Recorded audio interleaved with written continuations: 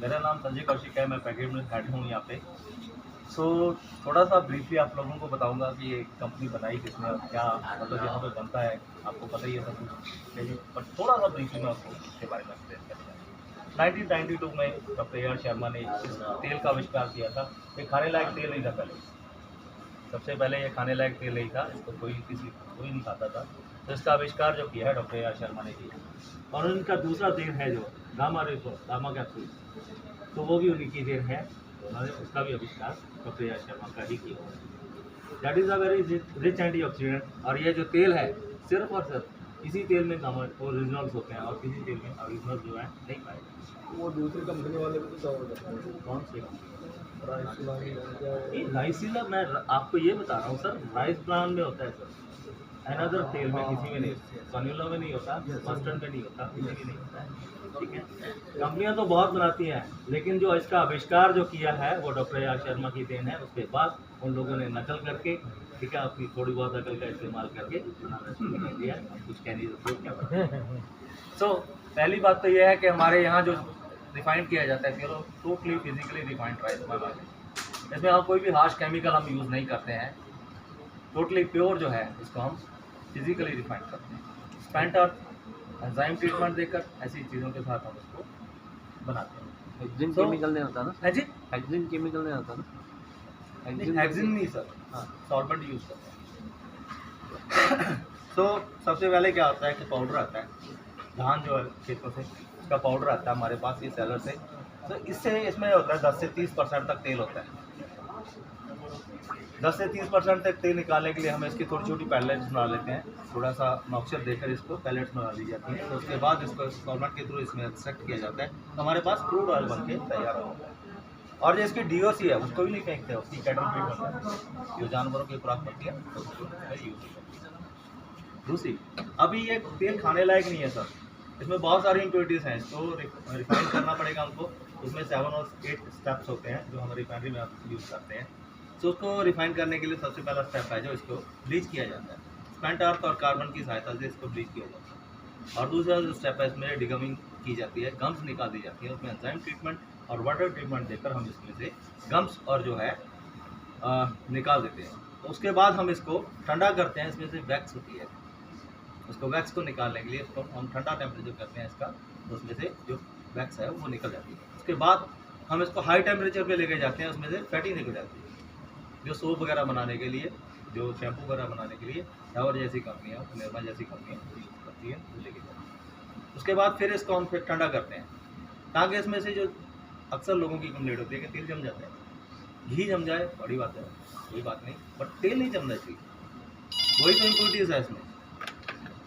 तो उसको wipe out करने के लिए हम उसको टेम्परेचर बहुत ठंडा करते हैं, उसको नीचे लेके आते हैं, 10 से नीचे ले जाते हैं, ताकि उसमें से जो है डीओ वैक्स वो निकल जाए।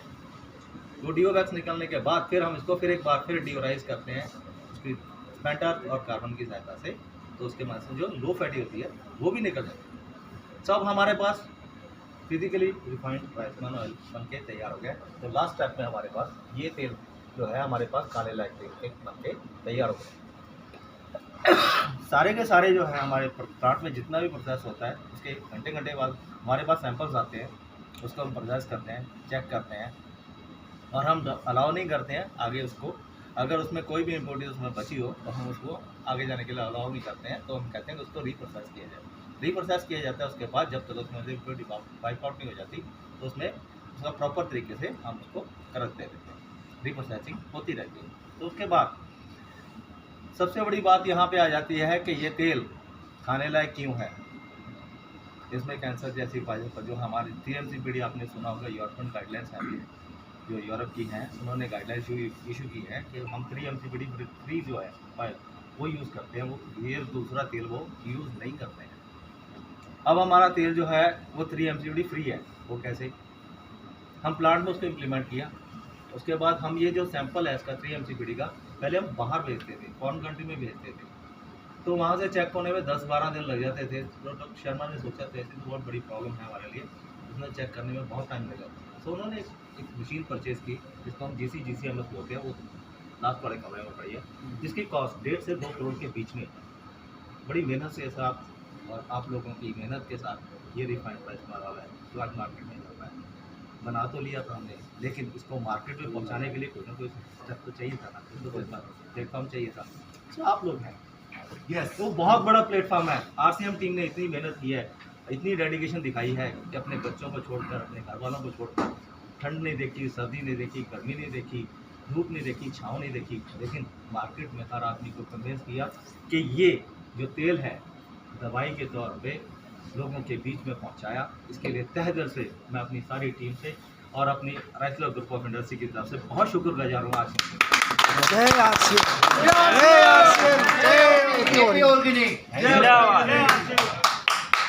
तो डॉक्टर शर्मा की मेहनत रंग लाई है, तो उसकी वजह है ये आरसीएम टीम जो मेरे सामने खड़ी है, इनका तहे दिल से शुक्रिया अदा करता हूँ कि उन्होंने बहुत मेहनत की है, डेडिकेशन दिखाई है ताकि हर आदमी की जान बच सके।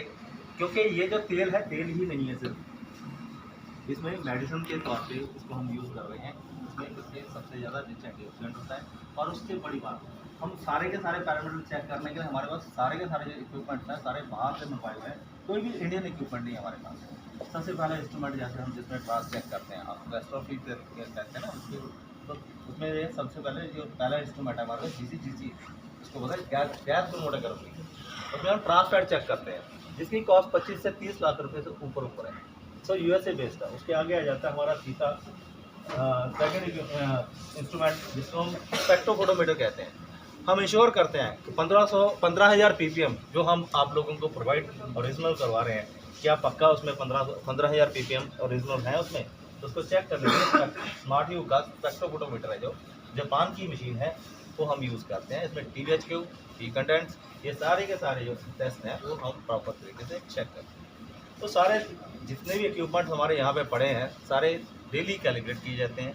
हमारे वेल क्वालिफाइड जो केमिस्ट हैं उसको प्रॉपर थॉरली अपना सुबह के मॉर्निंग में कैलिब्रेट करते हैं, ताकि इंश्योर हो सके कि इसके जो रिजल्ट हैं हमको फाइन मिल रहे हैं।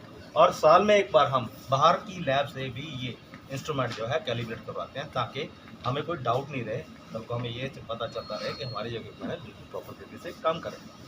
ये मेहनत करने का तभी फ़ायदा है जब हम उसके रिजल्ट हमारे पास फाइन आए। तो इधर जाते हुए आपने देखा होगा, ये सबसे लास्ट वाला रूम है जिसमें मैंने जिसके बारे में बताया मैंने आपको कि 3 MCPD कंट्रोल करते हैं हम। जो GCMS जो 1.5 से 2 करोड़ रुपये की मशीन है, उसी के सामने एक और मशीन पड़ी है जिसमें हम क्रूड ऑयल की इम्प्योरिटीज़ चेक करते हैं। सो टॉक्स 300 उस मशीन का नाम है, वो जापान से मंगाई। और ये यहाँ के जो इंचार्ज हैं मैडम सोनिया रतन, वहाँ सामने बैठे हैं, थोड़ा काम कर रहे हैं, बिजी हैं।